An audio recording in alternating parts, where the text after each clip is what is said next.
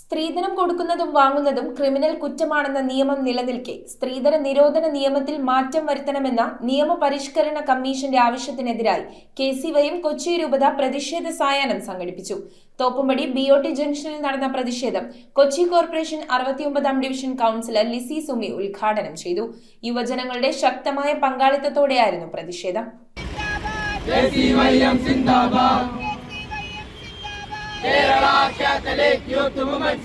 സ്ത്രീധനം കൊടുക്കുന്നതും വാങ്ങുന്നതും ക്രിമിനൽ കുറ്റമാണെന്ന നിയമം നിലവിലിരിക്കെ സ്ത്രീധന നിരോധന നിയമത്തിന്റെ വ്യവസ്ഥയിൽ മാറ്റം വരുത്തുവാൻ കേരള നിയമപരിഷ്കരണ കമ്മീഷൻ ആവശ്യപ്പെട്ടതായി സംസ്ഥാന സർക്കാർ ഹൈക്കോടതിയെ അറിയിച്ച സാഹചര്യത്തിൽ സ്ത്രീധനം എന്ന മഹാവിപത്തിനെതിരെ പ്രതിഷേധിച്ചുകൊണ്ട് കെ.സി.വൈ.എം കൊച്ചി രൂപതാ സമിതി തോപ്പുംപടി BOT ജംഗ്ഷനിൽ വെച്ച് പ്രതിഷേധ സായാഹ്നം സംഘടിപ്പിച്ചു. കൊച്ചി കോർപ്പറേഷൻ 69-ാം ഡിവിഷൻ കൗൺസിലർ ലിസി സുമി ഉദ്ഘാടനം നിർവഹിച്ചു.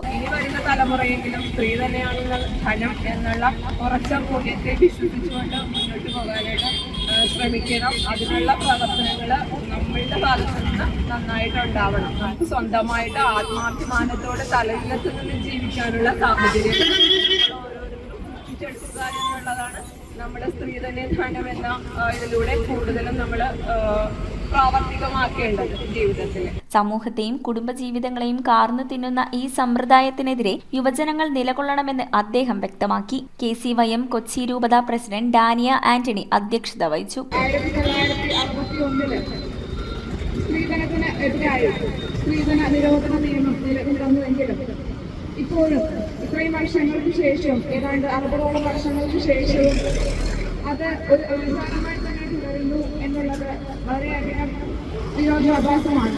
നിലവിലെ നിയമത്തിൽ വെള്ളം ചേർക്കാതെ സ്ത്രീധനം എന്ന വിപത്തിനെതിരെ കൃത്യമായ നടപടികൾ സ്വീകരിച്ച് അതിന് ഇരയാകുന്നവരെ സംരക്ഷിക്കുവാനും ശിക്ഷിക്കപ്പെടേണ്ടവർക്ക് തക്കതായ ശിക്ഷ നൽകുവാനും നിയമ സംവിധാനങ്ങളും സർക്കാരും നടപടികൾ കൈക്കൊള്ളണമെന്ന് യോഗം ആവശ്യപ്പെട്ടു. രൂപത director father Meltus Kollassery, secretary in charge Dias Antony, animator Linu Thomas, vice president Clinton Francis എന്നിവർ സംസാരിച്ചു. ഇന്നുവരെ മാറ്റമില്ലാതെ തുടരുന്നതും സ്ത്രീധനം കൊടുക്കുന്നത് തന്നെയാണ്. നിയമം വന്നു, അതുമായിട്ട് ബന്ധപ്പെട്ട സാഹചര്യങ്ങൾ മാറി, എങ്കിലും ആചാരമായിട്ട് സ്ത്രീധനം കൊടുക്കുന്നത് പല പേരില് ഇന്നും നിലനിൽക്കുന്നു എന്നുള്ളതാണ് വാസ്തവം.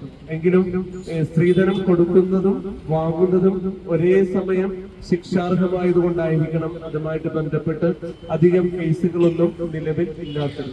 കോടതികളും സർക്കാരും നിയമങ്ങളെല്ലാം ഉണ്ടാക്കിയിരിക്കുന്നത് ഏത് വിഭാഗത്തിൽ എല്ലാത്തരം വിഭാഗത്തിൽ അവരുടെ സംരക്ഷണവും സുരക്ഷിതത്വവും ഉറപ്പുവരുത്തുന്നതിന് വേണ്ടിയാണ്.